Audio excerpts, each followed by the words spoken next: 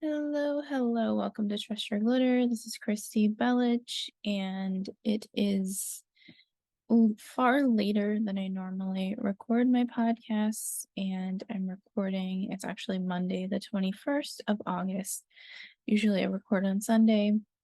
I have been kind of waiting for the right time, and I realized it's not going to be the right time to record this particular episode. This is going to be a tougher episode for me energetically, but no, I have a lot of messages and a lot of notes. So this is going to kind of not be a traditional astrology reading, although I'm going to talk about the transits ahead. So I'm going to first top off the episode with, the transits ahead between the 20th and 27th of August. And then I'm going to go into some tarot cards that I have pulled. And I'm going to talk about some resources that, readings, resources, and some writings that have come through. And then I'm going to go into something that I've never done on a podcast, nor do I do that often, which is I'm going to be scrying, which is like a reflective, sort of like if you think of like crystal ball. But in this particular case, I have my glasses on and you can see the reflection. And I'm going to be scrying with the first quarter moon chart and the full moon in Pisces chart. So this is technically a 2-week horoscope, although I will be back next week and probably emphasize that super moon a little bit more because we have a first quarter moon this week on the 24th of August in the sign of Sagittarius. And then next week we have a super full moon in the sign of Pisces. And with everything going on in the world, I'm sure every empath out there feels extremely, it feels it all right now. So lots of love to Hawaii and Canada, all the West Coast into the Southwest United States and around the world for anybody who's experiencing or has experienced any sort of weather events that are displacing people from their homes, where these tragic events are going on. And so I'm going to be talking about this. So this whole episode is kind of a trigger warning for anybody who's very sensitive or for anybody who's just extra sensory feeling things. And it is going to get into some very deep politics. So this episode today of Trust Your Glitter is a little bit more somber, but I'm looking at this from a perspective of like why it took so long is I've been prepping this episode for about a week now, and I've been doing the artist's way.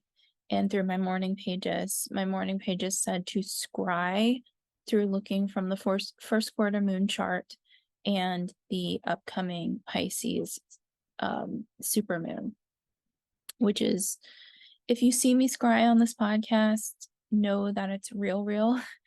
And when I'm scrying, I'm just going to basically be getting information out of those charts. So I've looked at the charts already. I have the charts prepped on here.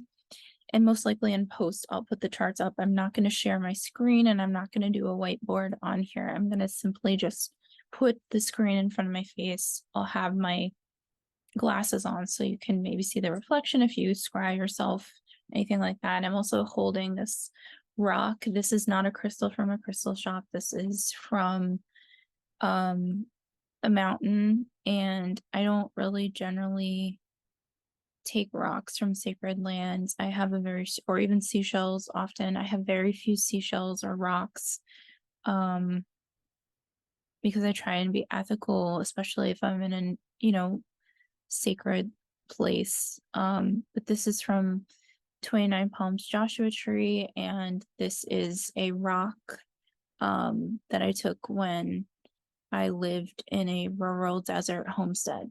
So this is kind of like my piece of the land, and my intentions were to give this rock back to the land, but you know, for those who work with guidance and things like that, this rock, when I was working like in meditation, said to keep this rock and to hold this rock while I'm doing this reading today. So this is an intuitive astrology reading, and it's more of I get, you know, over the years these dreams, and I had dreams throughout the week that were pretty intense and very clear, and when I got up I wrote them down. So I'm going to share some of the insights that I got from the dreams. And I lived at an ashram called Yashodhara Ashram and took a dream course there. And the way that they approach analyzing dreams is not through prophecy. So they approach dream through the dream analysis course that I took. It was more from a psychological standpoint, although they also applied the chakra system, the 7 chakra system, into dream analysis. So it'd be like more looking at each component of the dream from a psychological standpoint. And even in the textbooks, they very, very, very casually mentioned that there could be prophetic dreams. This is really vulnerable, which is why I'm doing this so late at night. So it's like 12:30 a.m. on the East Coast on the 21st of August. And I didn't want to approach this podcast without solutions. I didn't want to come in and just be another person like fear mongering. And I know a lot of astrologers, you know, come at it from different angles, but what I don't want to approach something without data. So today I wanted to see how, you know, the hurricane into the tropical cyclone Hillary hit California, because I just wanted to see, I wanted as much data as possible. And this week I also did as much meditation as possible. And what I mean by meditation is, you know, I did a lot of deep work where I have my journal next to me. I've been doing my morning pages. I've been working with these dreams that I'm having. And then today or yesterday, the 20th, I took a workshop. And I highly, highly recommend. Her name is Robin Clark, and she just has a bunch of different workshops that she does for women. And it's, in this particular case, her workshop today was Anger 101, through a feminist lens. And I took the workshop kind of because when these big events happen, I think a lot of women feel it in their physical body. Not saying that men do not, but we are on a feminine body, Mother Earth, Gaia. She has many names, but she is our sacred protector. And, you know, for somebody who has this rock is an example of, like, I had this rural homestead that I was renting during the pandemic in 2020. And I was in a position where, you know, if I had stayed there a little longer, I had a good enough job where I was going to make a bid for that house. This was the first time in my life where things lined up synchronistically. And I'm sharing personal stories because I feel everything I'm saying, I'm feeling called to share. And it's from different perspectives of losing your home or being displaced from your home. And I understand that, you know, I come from an upper middle class family who worked their ass off to be where they're at, military family. And, you know, but I've always worked for everything. So like housing and homes and keeping a roof over my head for the last decade has been a source of shame. And I've lived in some very dangerous, precarious situations. So when I got this home, was able to rent this like homestead type home in Joshua Tree. It was like right on the border in the Copper Mountains of 29 Palms, Joshua Tree. The address was Joshua Tree, but the home itself was right on that border. So this area is completely like all dirt roads, air base behind me for the Marines. Like the air base was basically pretty much the backyard.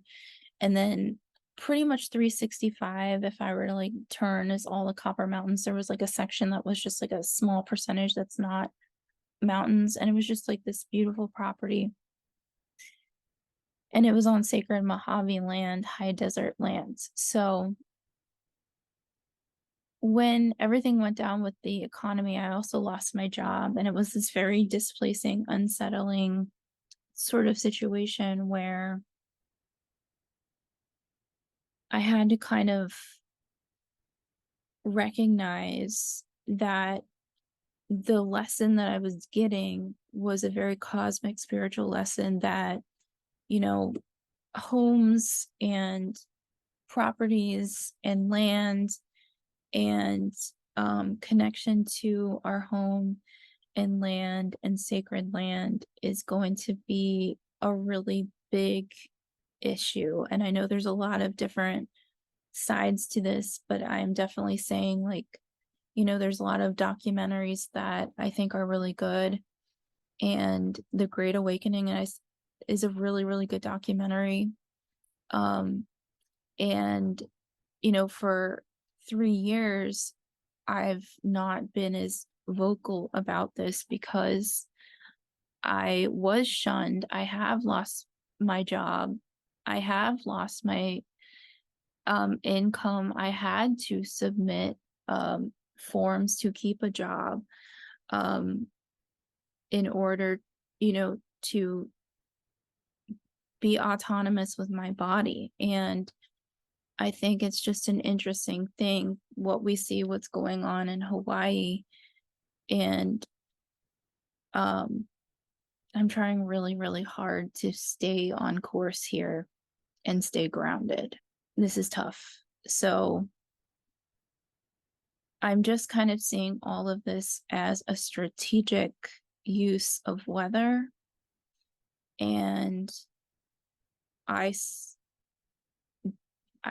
don't know how more to say than this is a war. This is a battle. It's more than just like something considering global warming. I think that technology has, and power and use of technology has taken it's gone too far. And one prime example was when I lived in the desert. Starlink would fly over, multiple times a week. I would always see Starlink, and it was something new. Like, it wasn't, where we're seeing the lines of satellites now. You see people showing pictures of Starlink all over the world, but I was questioning, like, why are more and more, because at the time in 2020, I had clear skies at night. I could see so many satellites. And there was a comet that year I could see. And I was asking myself, like, if we're all under quarantine, why is a private investor billionaire allowed to continue to put satellites into the sky? And I had a lot of questions. And, as somebody who has worked in science, has seen how, different things are, has seen how the pudding is made when it comes to certain types of contracts. I take contractual defense and scientific things very seriously. So with everything going on, I know there's a lot of people like saying things that sound insane, like on TikTok, on YouTube. Like, I know these things sound so sci-fi. Um, but cloud seeding exists. The Olympics in a specific year had to cloud seed to, or I think it was like certain like I think it was like to keep rain away. So I have a lot of questions, and my dreams this week, although, you know, they could be categorized as anxiety dreams, but I dream a lot. And when I'm looking at these upcoming quarter moon to full moon, it is very much linked to, you know, we're going from Jupiterian energy to 12th house Neptunian Jupiterian energy. So the next, like this week into next week, is about expansive energy like wildfires that move very quickly, and then water waves that move very quickly. So I, when I first started stand up, I moved to New Zealand, to the North Islands of, to Auckland, which is the capital of New Zealand, in 2013. And I was in that area, I was in the region from what, July to October. And I was very lucky in my travels. You know, I've kind of went back and forth with everything that has gone down with Hawaii, because, you know, I'm listening to native voices and thinking to myself, like, maybe I shouldn't have gone to New Zealand when I did. You know, maybe I had no right as, you know, a non-Maori to be in New Zealand. But I do feel like, you know, that was my Saturn return, and there were some very significant spiritual insights that I had, and I was starting stand-up comedy, and I did a good amount of my first, like I started in New York City and then flew to New Zealand. So I did 2 open mics, New York City, and then moved to New Zealand. Um, and when I was in New Zealand, it was like I was a whole new person. Nobody knew who I was. Like I could just be free to be on stage and be a comedian, and nobody knew me as a person in science. Nobody knew that, like, there was so much shame around being somebody who publicly spoke. And so, like, I was able to go into like these very small local bars in the north, or in Auckland, New Zealand, and just be free with my learning how to be a comic. And, you know, I wish I had leaned in further into learning the traditions, and understanding, but what I did learn is about the water warriors, and about how, you know, spirits of the water, spirits of the South Pacific, this is a deep, deep warrior energy that, you know, am I when you screw with this energy on that kind of level, it's so disrespectful. Um, and if what I'm seeing is wrong, obviously, like, call me crazy, but at this point, like, I can't hold back what I'm seeing. And I went to a place called Cape Reinga, Reinga, which is located at 0 degrees of Capricorn, which is a very significant degree for my astrology chart, but it's a very significant degree for the fact that it represents, you know, cardinal winter on this hemisphere, cardinal summer in the southern hemisphere. And it is also this point on the island of New Zealand, the North Island, where the souls travel to meet the sea and the ocean, which meet at that point. So the Tasman Sea and the Pacific Ocean meet, and at the point of Cape Reinga, there is a tree. It is a sacred tree that grows sideways out of the cliffs. And out of the cliffs, you can look into the ocean and the sea, and you see them meet. And it is a sacred point. And why I'm bringing this up right now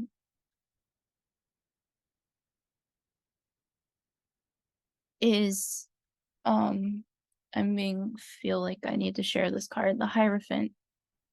So obviously my lighting's really bad today, but I'm really just going to be super honest about what I'm feeling and how I'm interpreting this. So the Hierophant's wisdom is, the elders' wisdom, the shared wisdom, the wisdom passed down from tribes, the wisdom passed down from the elders.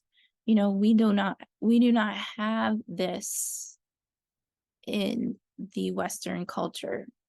The elders have been corrupted. So, there's very few, and I'm not saying like you meet a really cool person who's experienced life, but I mean the people who hold the torches. And the people who hold the torches are the elites, quote unquote. Those are the people that, we would consider these elite people.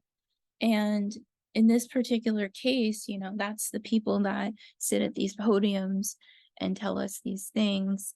And yet they're breaking down in front of us. They're showing their feathers. They're showing their undertones. They're showing who they are. And, it's not just these funny clips that we're seeing the truth revealed. We're seeing Dianne Feinstein have a Senate staffer, whisper or say out loud. It's not even somebody whispering in her ear, just say I.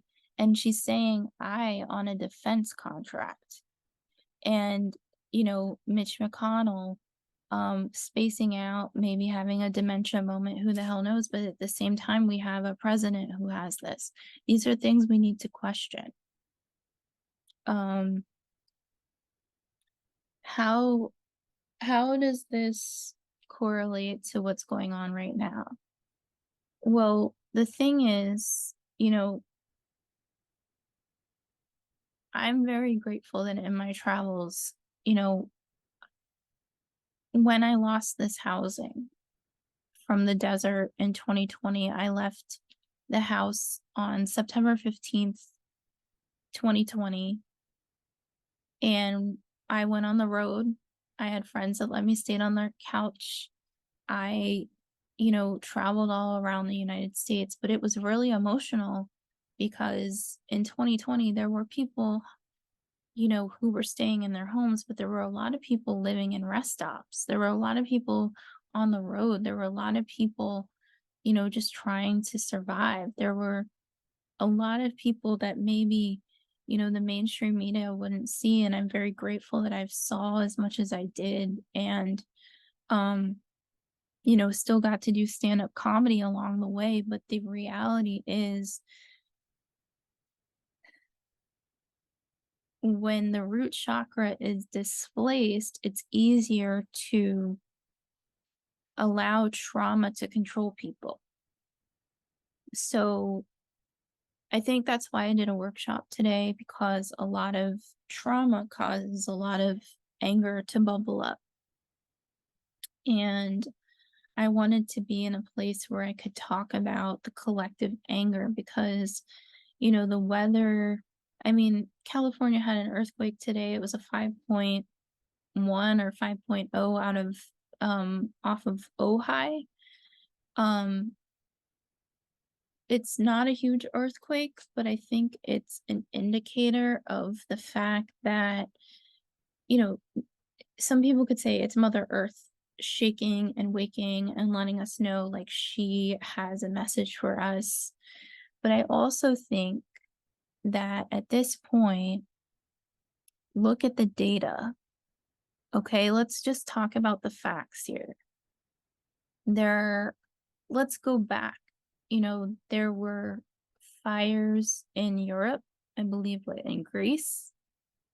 Um, there were wildfires in Canada, and the air made its way down through where I am in Maryland, down the East Coast. And when I went outside, and this happened twice in June, the first ones, I don't have my full smell. I have a hypothesis as to why I do not still have my full smell returned after having COV um in 2021, but or 22, but I could smell I can smell and differentiate the difference between like what a wildfire smells like, and then the second one smelled like straight up chemicals.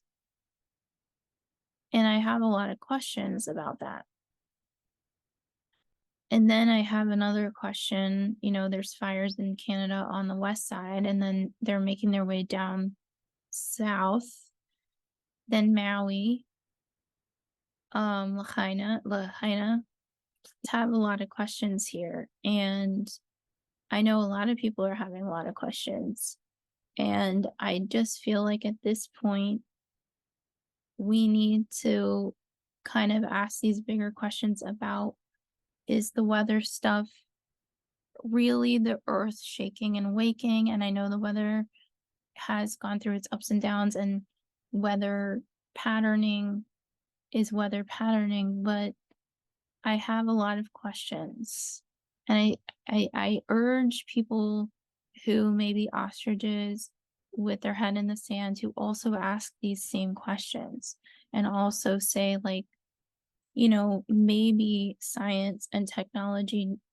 I mean, when I lived in the desert, one of my morning and evening um experiences was, if there were bombs being tested, the whole earth would shake.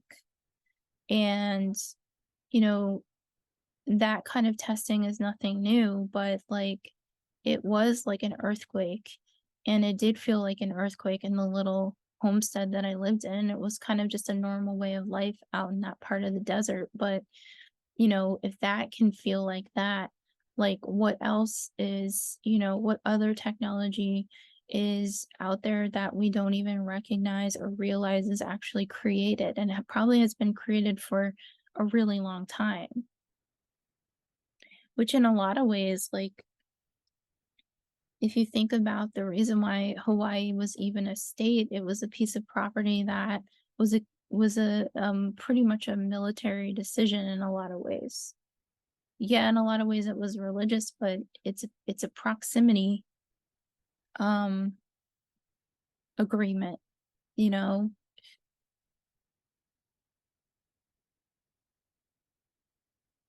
So I know this episode is really, you know, I'm terrified to do this, so I'm just going to be I'm just going to be me. So August 20th through 27th. So I'm not going to focus on the transits or the aspects from next week. I'm just focusing on the lunar aspects, which pretty much will reflect the energy of the week in many ways, because I feel like these two lunar cycles are connected. Because it's mutable energy through Western astrology, I think that these moon signs are going to give us some shifts, especially because there's a lot of mutable energy, and Mercury's going retrograde. So on the 23rd, we have the sun entering Virgo. On the same exact day, which, remember, I'll keep saying 2023 brings us a lot of spiritual synchronicities. I do think the powers that be that are pulling the strings also know this. So also know, like, even if something is supposed to be super, super duper positive, like a Sun Venus conjunction, like we had last week, and they said it's one of the most blessed days, also know the powers that be want to throw us off our game. and they want us to energetically, they want our chutzpah to be kind of sunk down. Venus is in a very deep part of the sky, and she's going to be moving up towards the light again. So kind of keep that in mind. But Mercury goes retrograde on the 23rd in the sign of Virgo. So Mercury is going retrograde from 21 degrees Virgo on the 23rd, and will go all the way back to 8 degrees Virgo and go direct on September the 15th. The shadow for Mercury retrograde began on August 3rd. So kind of keep in mind news-wise what was going on, or in your life what was going on, because it's all going to kind of come together. And I'm going to take a mini break because I need to kind of ground myself. I don't feel like I'm doing a good job, but that's just kind of how I am. But I feel really vulnerable about what I'm sharing. So I'm going to take a really mini break. Okay, so I also want to talk about, so Mercury is going to be in retrograde, cars, vehicles, communications, all these things in the sign of Mercury. Mercury has two main players. Mercury has Virgo and Gemini. So in this particular case, Mercury is happy in Virgo, but Mercury is going retrograde in the sign of Virgo. And the last time we had a Mercury retrograde was in the sign of Taurus, also an earth sign, from April 21st through May 15th. So I think it's interesting because I had pulled some tarot cards, and this was a personal reading for myself. And in meditation, these are the specific cards I pulled. So I have the Hierophant, which I do think this is about elders and people who hold that wisdom, and the key is to understanding what's actually going on in society. And I think there is a really important message there, especially for elders in deeply native communities versus what elders are doing now, and creating almost like they're destroying a sacred land. And so my messages are specifically geared to North America right now, because that's where the messages came through for me. And also, I don't feel like I know I shared my experiences about New Zealand, but I also don't feel right to talk about other lands that, I'm not Native, Indigenous, First Nations tribe. I honestly don't know. I think a lot of people in my position right now in the United States come from different places, but when a lot of our families immigrated, we lost our language. We also lost, our traditions. A lot of people did, not everybody, because our grandparents or great grandparents or parents were told it wasn't American to speak our native tongue or to do any of that. So a lot of our generational passed down, I guess, our abilities or what we know where we were from was actually kind of shoved deep down. So I think a lot of people are kind of getting in touch with that through meditation or these experiences where maybe things were not passed down out of shame. So I do feel like I had in this card reading the Devil. This guy, the King of Swords, he was in reverse. The Ace of Pentacles in reverse. And the Page of Swords. So when I was looking at this card reading and I was thinking about the energy overall of this reading, I was also kind of looking at, we're in Virgo season, but Mercury is going retrograde. We have the first quarter moon in Sagittarius on the 24th, and then Mars enters Libra on the 27th. So those are kind of what I'm looking at for the span of the next 7 days. But when I was thinking about this reading, we're also reflecting back to the last Mercury retrograde. And on my videos, these guys over the last few months have been coming out And I was sitting in meditation and I was doing a visualization meditation. I had had some dreams, and this particular card in reverse is coming out the Ace of Pentacles. Now, in this particular deck, I was writing down key phrases just like I would do in dream analysis for the Ace of Pentacles. And these are lilies. They're white lilies, but I had it in reverse. And when I was looking at the symbols, I kept seeing ivy. And I was thinking, well, maybe ivy or some species of ivy or something like that. And then today I was in my workshop and we had journal prompts in the workshop. And all of a sudden, boom, it came out in that it meant overturning the Ivy Leagues. So the knowledge of the Ivy Leagues. So the Ivy League colleges, and this also I would include Cambridge University, but I think this includes Columbia, Stanford, Harvard University, these big, maybe McGill, but these are kind of like the sacred knowledge holders that hold a lot of the lineages of, you know, who is on that podium, who is our wise ones. They are the tribal leaders, and these are their institutions. Their institutions, you know, have the sacred wisdom that they pass down, you know, to specific groups of families that contribute to these universities and continue these educational systems. Pluto in Capricorn is demolishing this. And part of this demolishing is, you know, something that I learned working in research, and most of the scientific research that I did was through universities that had contracts that were feeding these laboratories. And the thing is, like, a university can have somebody that's like a humble professor, but sometimes you get these professors and they like are really specialized in a specific thing. So specific contracts will go to those labs because, say, like, somebody's the best at wide scale radiation and they're really good at analyzing that data, they're going to get those contracts to come through that laboratory. Even if it's a university system, the university can accept these contracts from outer financial sources.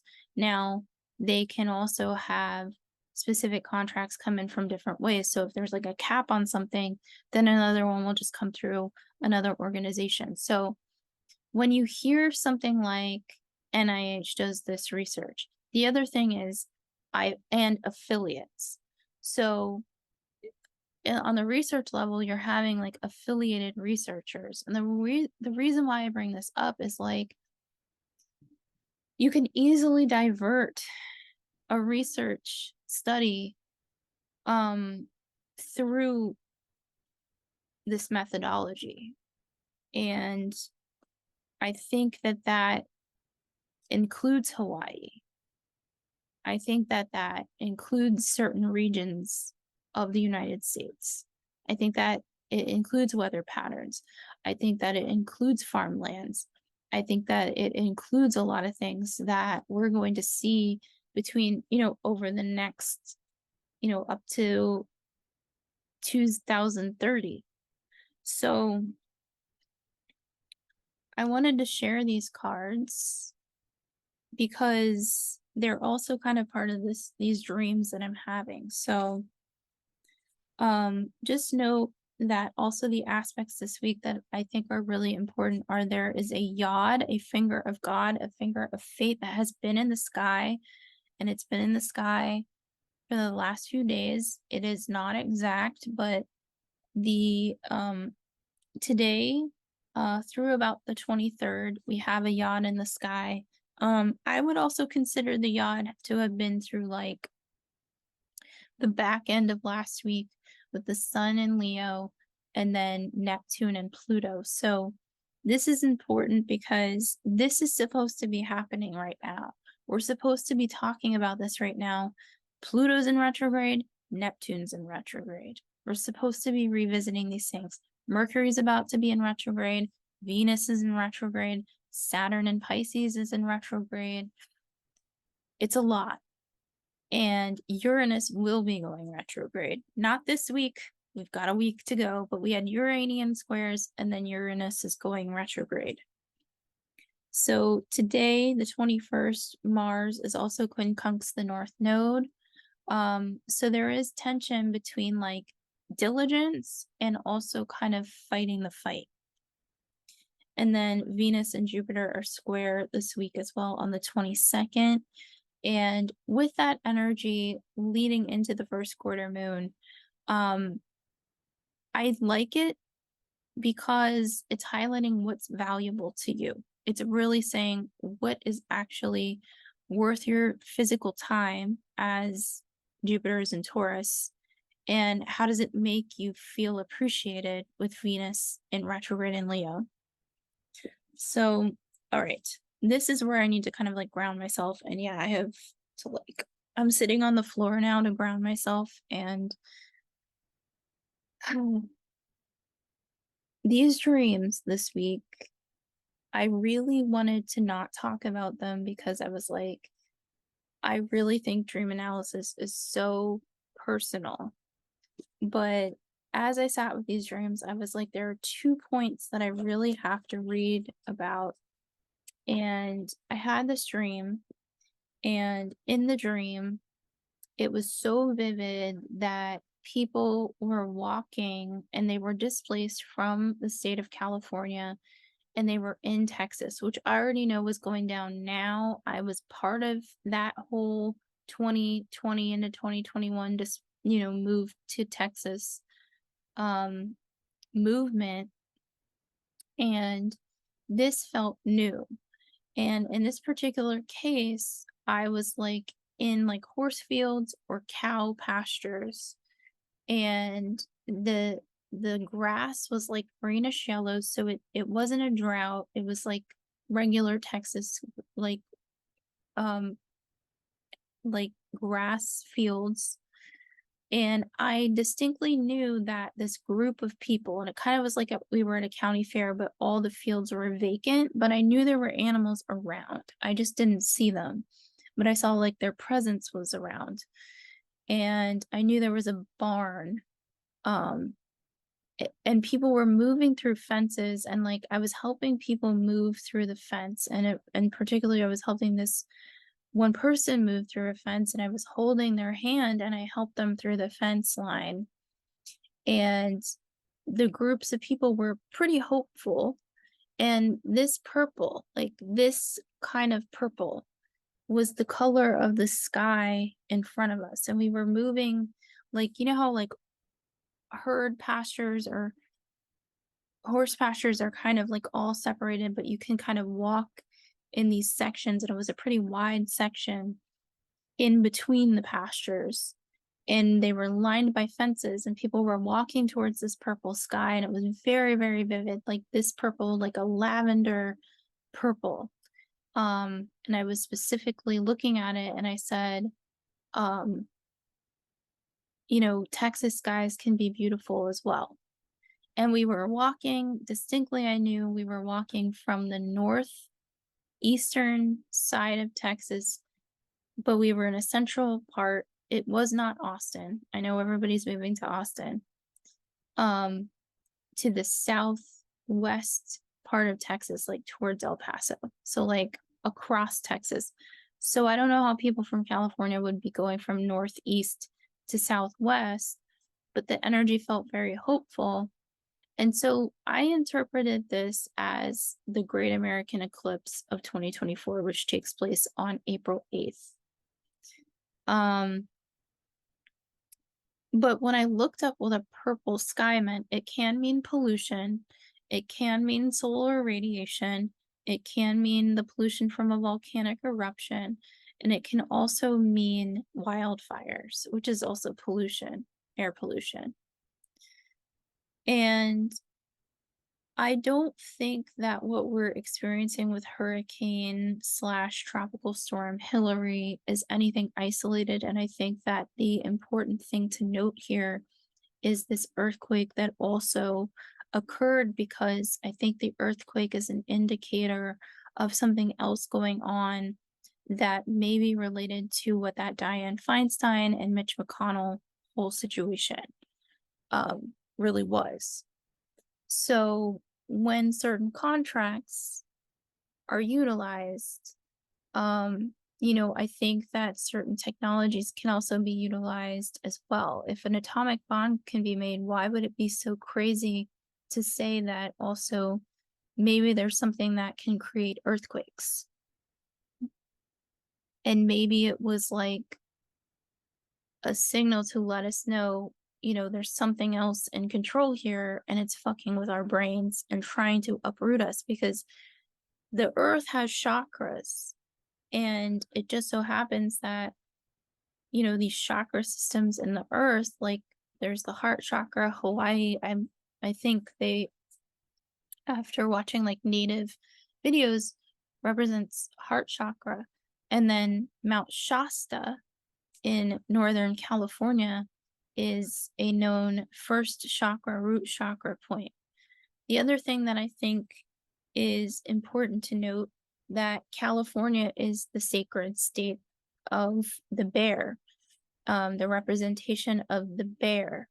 And the bear, the grizzly bear, the brown grizzly bear, is extinct in the state of California. In order for that to happen, there were many manhunts of this species of bear to eradicate the species from California.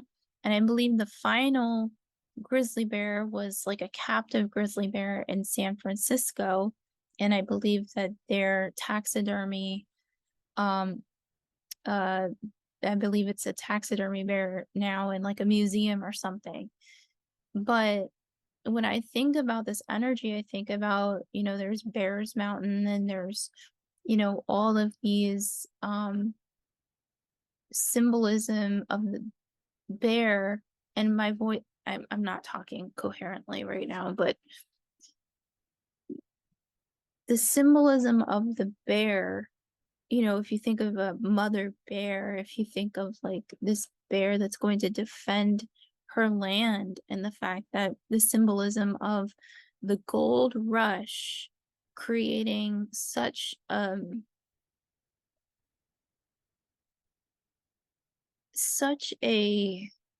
energy that, as people settled into this native land of California, which is, a native tribal land of several tribes, that an entire species of sacred animal was eradicated.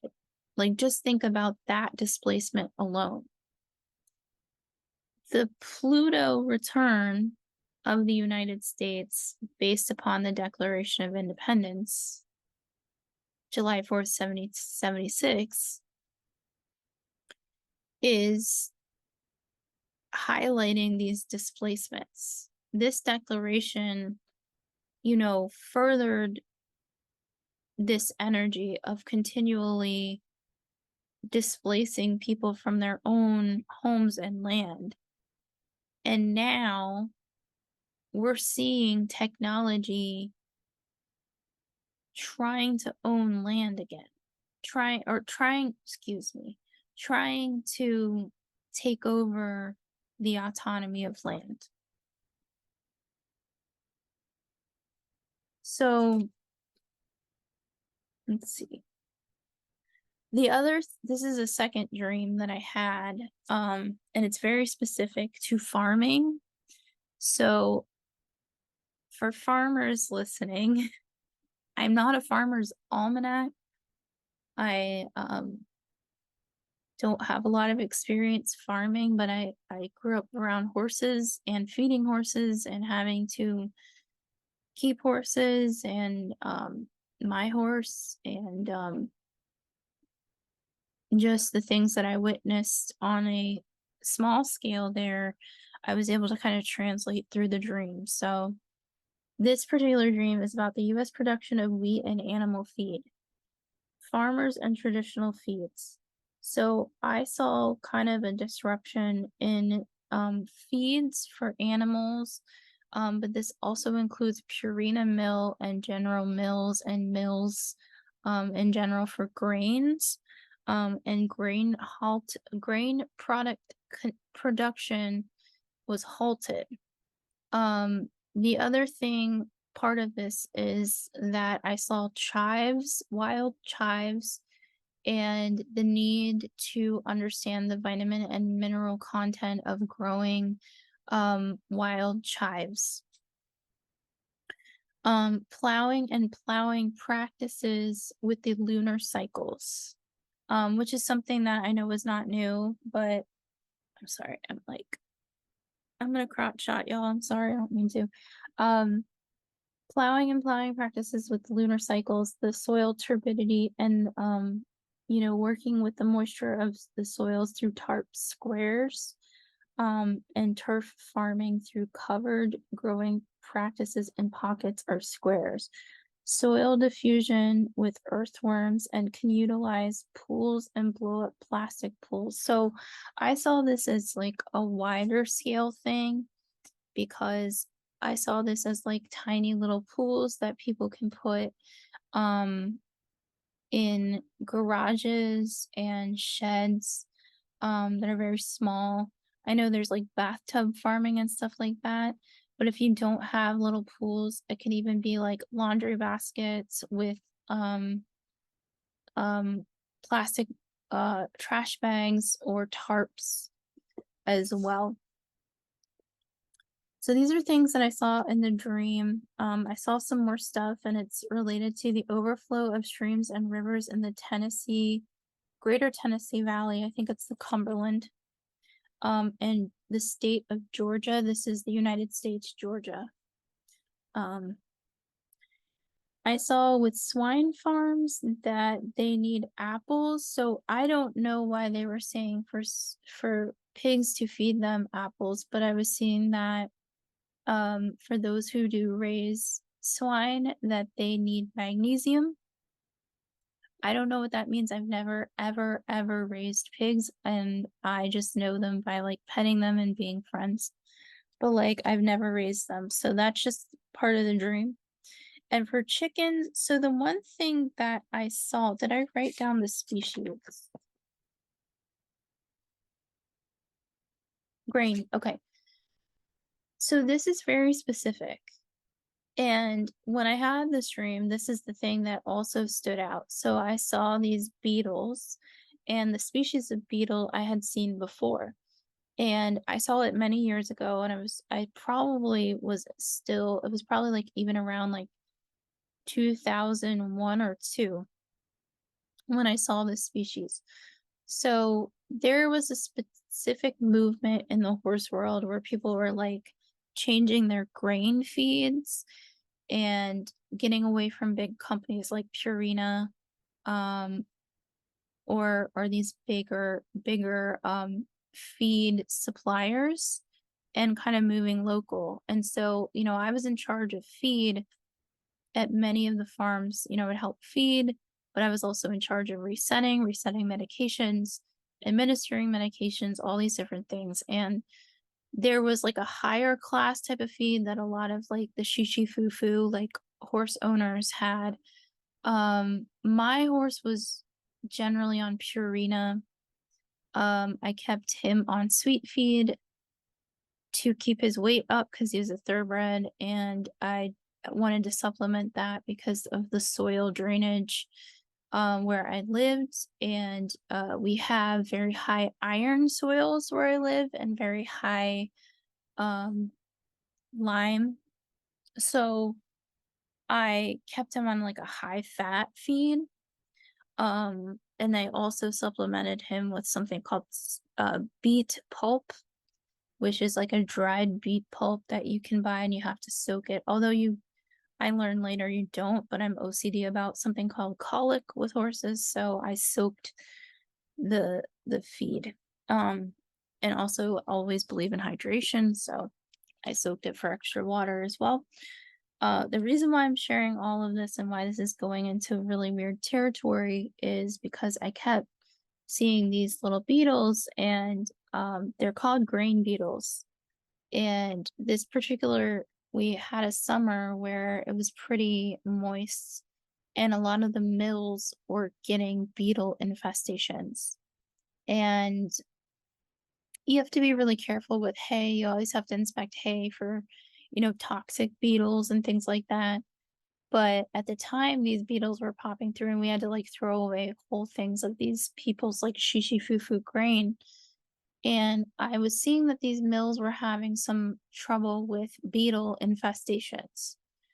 And so I just want to say, like, for those who feed cattle and for those who feed horses and animals that go on grain feeds, the overall message was to start pulling back from grain over the next 2 years. So this would be probably it's seeding me between 2024 and 2027, is to start utilizing alternative forms of feed from grain. And I know a lot of cow and horse feeds are grain and corn based and corn syrup based and things like that.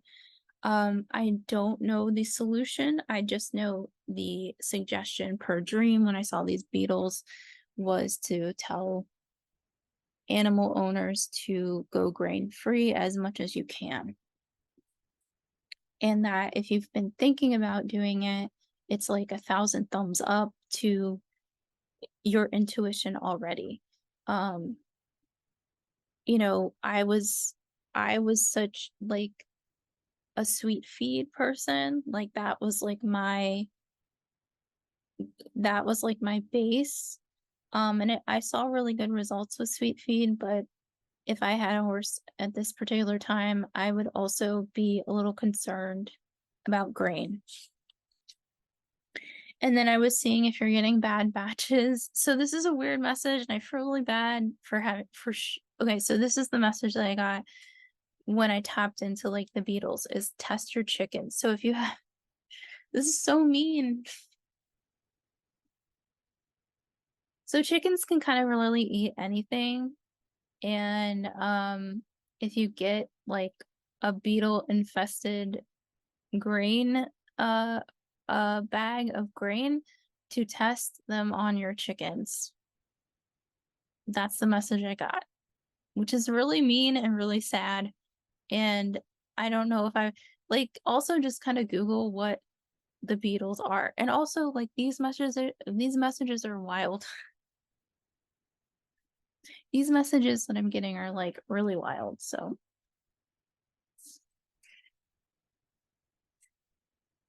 but if you're getting full bags of like grain full of beetles, like your chickens will know. Anyway, so the cows. Let's get to the cows.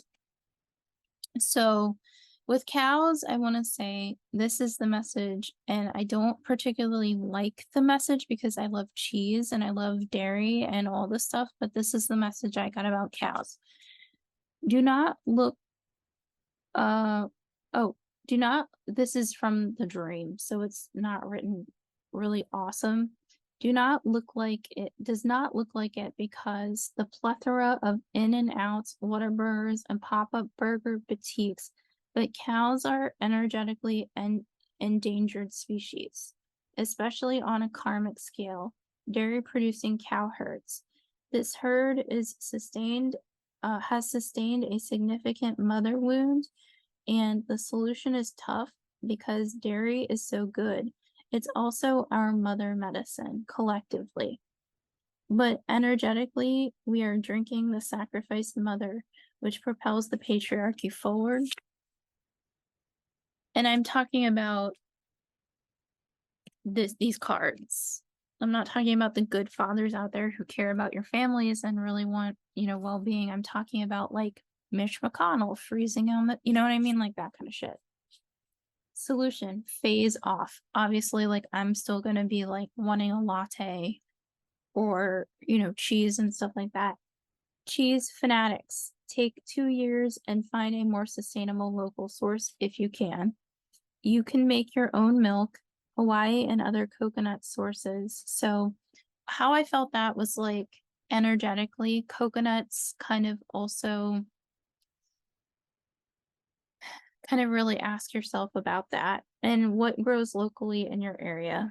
So that's like nothing new. It's just like from the dream. Um, is there anything else that I want to share? No, this is going to be the wildest episode, and I will probably have to edit a lot, which means it's going to be a freaking late night. But I felt the call to be weird today, and we're going to be weird. And I'm going to scry now with the moon, so I'm going to end this one. Okay, so I have a fan in front of me because I'm kind of getting rounded, but I'm going to scry with the first quarter moon in Sagittarius, and I'm going to scry with the August 30th Pisces super full moon. And I'm going to kind of go back and forth between the charts. And this is me sitting on the floor in kind of a position of like me. And as you can see the charts in my glasses. So if you want to scry along, you can scry along with me. And let's see.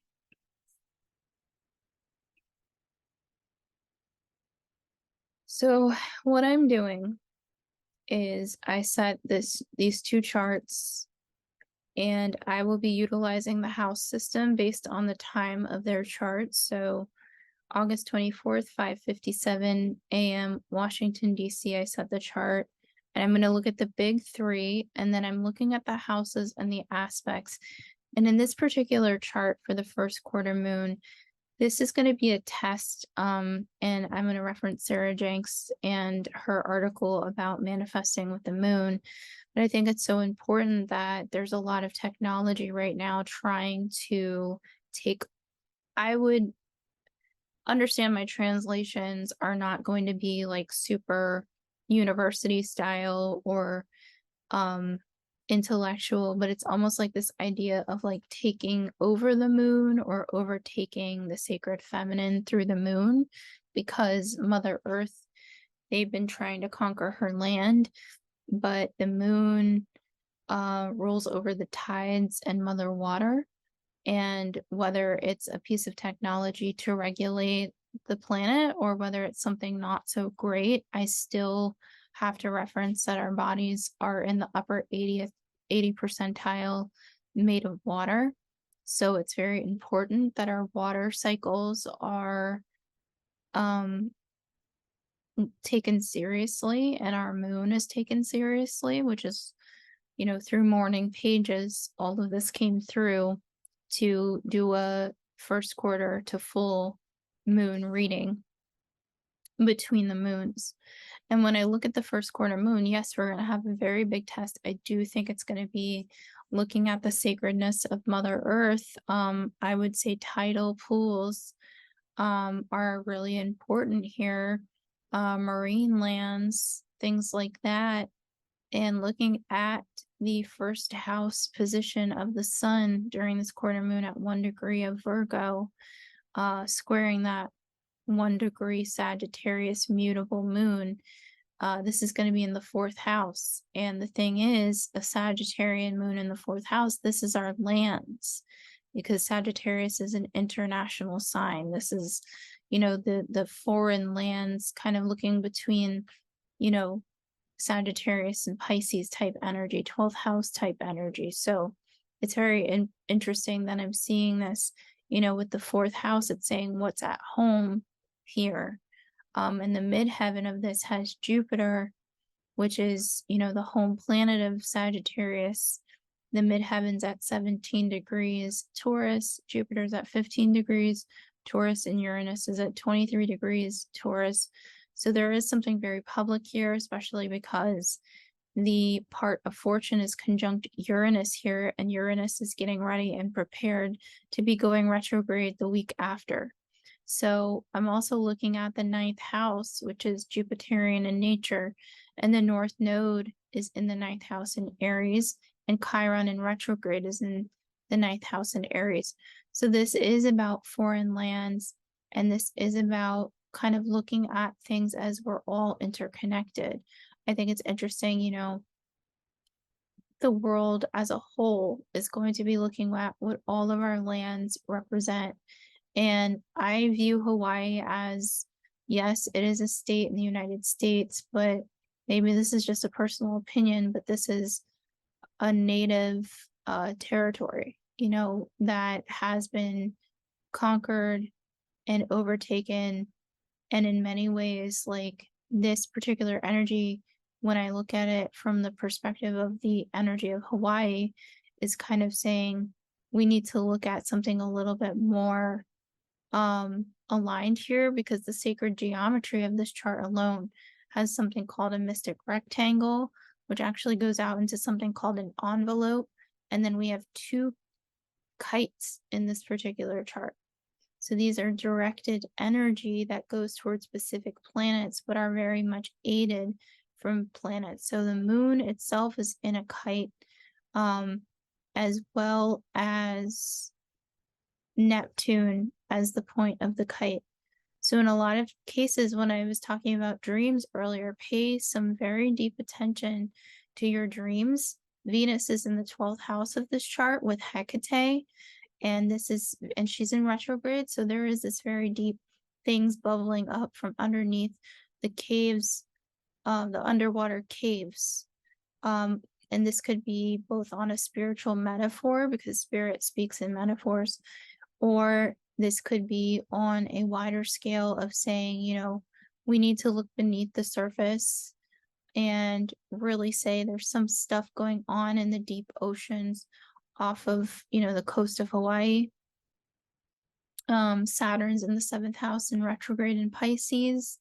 So the authority position here, especially as we're going to be heading into oppositions between the Sun and Saturn, this is where we're going to be facing off with authority, and there's a T-square here. So there's a lot of sacred geometry in this 4th quarter moon in this week. And when I say sacred geometry, it's pretty much, you know, all things are pointing to a change in power, a change of guard. There is another T-square in this chart as well, with Lilith and Uranus, loosely squaring this moon. So the ascendant, I think, is also interesting because Lilith is on the ascendant. So I would say the divine feminists are uprising, and it's really up to us to speak up on these matters, because this is sacred intuition, and it's up to the sacred feminine to teach the sacred masculine that there are things beyond what we can see. So I'm going to move into the full moon on the 30th at 9:35 p.m. and I have set this chart for Washington, D.C., which is a Pisces, I believe. Yeah, Pisces. So the big 3 are the sun at 7 degrees Virgo, the moon at 7 degrees Pisces, loosely conjunct Saturn retrograde in the 11th house,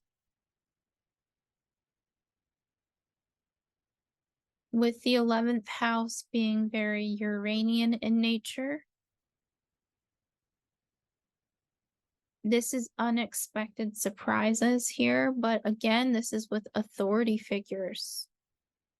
The ascendant of this is conjunct the North Node at the exact degree at 25 degrees Aries, putting the South Node on the descendant at 25 degrees Libra, and Ceres, Ceres, and the part of fortune are also on this interesting enough, the part of fortune is at 25 degrees Libra, exactly conjunct this at 25:42, like to the exact time. And Ceres is at 23 degrees Libra, so that they're sitting on the south node. This is a past life story for some. I'm looking at this as a global treaty. This brings out, hold up, let me minimize. I'm still scrying. This book is a book I had in university, and it was from a grad school class that I took. It's called This Land, This Nation, and it is by Sarah T. Phillips, Conservation, Rural America, and the New Deal. This is the book. And I feel called to talk about, I didn't think it would come out in this, but I need to talk about it. So 78 is the page.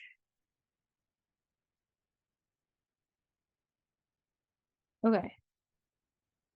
So finally, the National Industrial Recovery Act. So I just feel compelled for people to either read this book or read about the National Industrial Recovery Act. So let's get back to scrying. Okay. Mars is in Libra at this time as well. So Mars has fully moved into Libra on the 27th and is at 2 degrees Libra in the 6th house. Virgo rules 6th house. Which is important because Mercury in retrograde is going to cause a lot of confusion about people's details, accounts, recounts, memory, mindset. With Pallas Athena there, the wisdom there is through the sacred feminine. There is no rationalization here. This is not from the rational mind. That's why it's so weird. The next 2 weeks are not rational. Uranus is involved. 12th house matters are involved. Jupiterian matters are involved. The next 2 weeks are going to be so whack if you are somebody who is a fucking square. This is not for squares to feel in control. The kite in this particular chart with Neptune at the point of it, Pluto and Uranus have been in this nice sextile position with Neptune.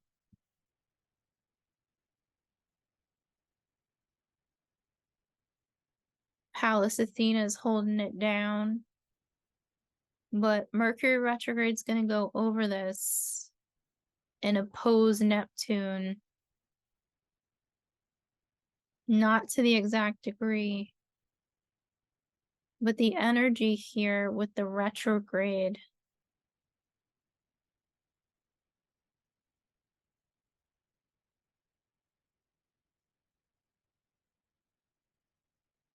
It's going to be hard to decipher what is real and what is not. So go back to that lady plane shit that's going down and see that it's kind of all an example of this on a mass scale. And I want to highlight the word mass, M-A-S-S. Venus is getting super close to going direct, but she's not going direct until September 3rd. But she's at 12 degrees retrograde, so that is almost getting to that exact point of where she's started this whole journey. It does feel like a cosmic joke, but from whom? with Jupiter square Venus still kind of in place, but not quite. Hecate is there as well. Changing of the seasons happening soon. Midheaven here in Capricorn with Pluto in the 10th. Pluto's very happy there. Uranus, I would say, is very happy in the first house, and Uranus is in the first house with the North Node in the first house. This is very public here with Pluto in the 10th, Uranus in the first, Jupiter in the first, Aries ascendant. This is a very public thing going on.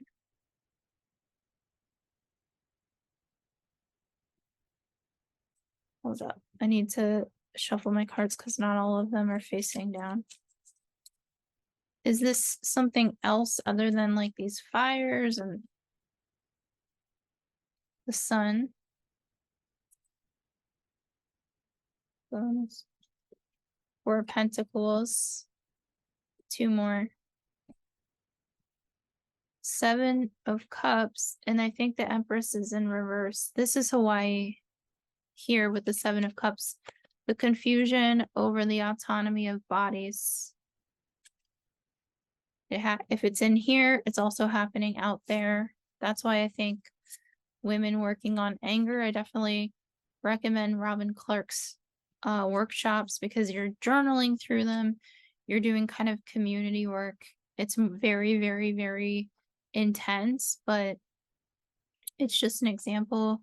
I know that on TikTok, the shadow work journal is a huge thing, that kind of stuff, because if it's happening in here, it's happening out there. If it's happening out there, it's happening in here. Four of Pentacles and the Sun. So the Sun is in Virgo. Four of Pentacles.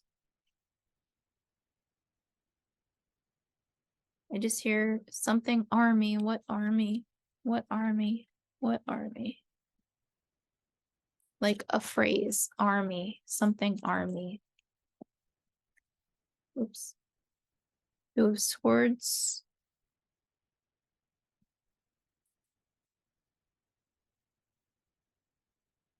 There's gonna, okay, I'm done scrying. There's gonna be something coming through with the eclipses during the fall as we head into the fall equinox / spring equinox that has to do with settlements, financial legal settlements related to Hawaii. Hawaii is coming through big time with the full moon. So I don't know if like South Pacific oceanic activity, if there's like a reveal with that. But the crossroads here feels like the eclipses are revealing something related to greed and maritime law.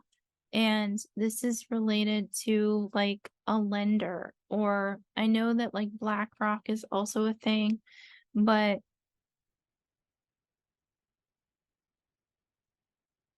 the crown is falling down.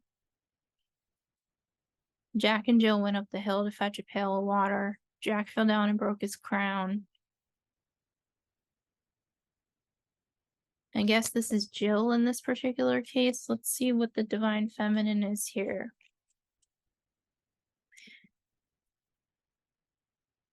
Let's see. Queen of Pentacles. This is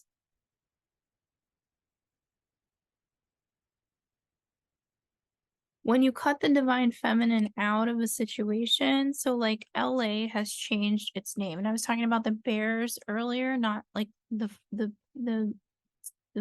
what is it, football or baseball? It's football, because they had that guy that was the main dude on it, and now he lives in Tennessee. It's not like that.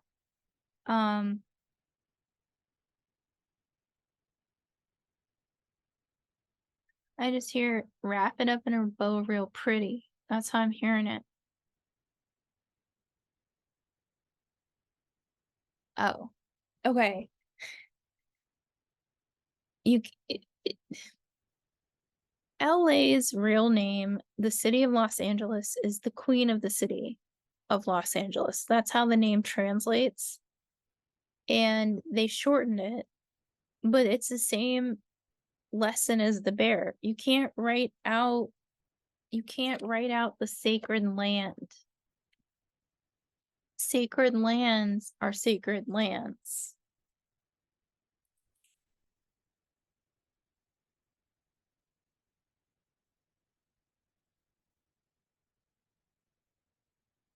Eight of Swords is usually getting out of situations by taking off the blindfold.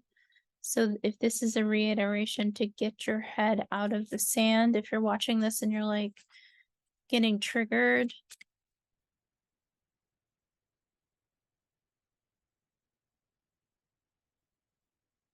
these are the final card. Actually, I'll probably do like a core card at the end, but Five of Pentacles, Queen of Cups, Five of Wands, Page of Cups is in reverse.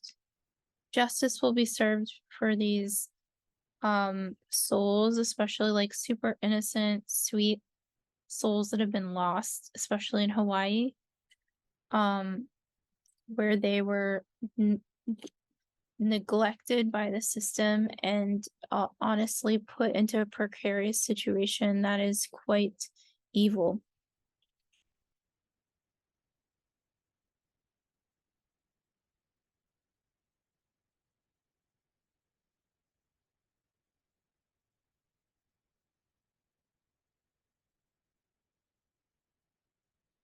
I need one more card.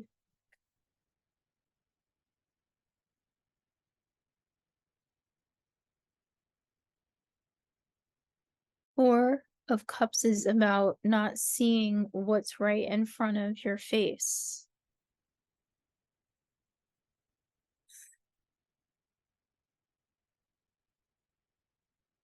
Okay.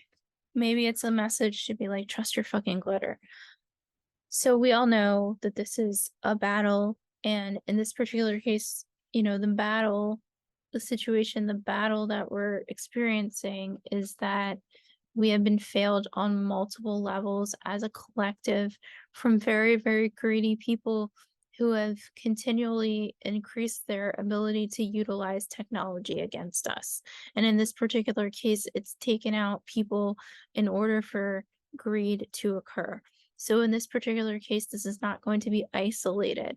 And the things that we have seen in Hurricane Hillary are just an example and foreshadowing events of the fact that these lockdown situations, when a governor of a state that this happened to had wine parties, during a time when people were forced to Netflix and chill, when I'm out there and seeing people living in rest stops. So not a lot of Netflix and chilling was happening for a lot of different people from a lot of different socioeconomic classes. So this is what I'm feeling.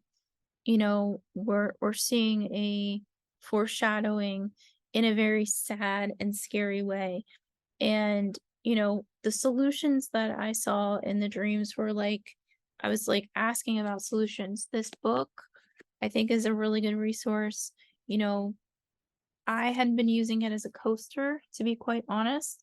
And when I was meditating and a specific word came up, Nira, I, for some reason, picked up this book and looked in the back. And then the other solutions right now, the only ones that I can find are tarp farming and taking like waste baskets, laundry baskets, and starting to learn how to farm and cultivate soil. So that's where I'm at right now.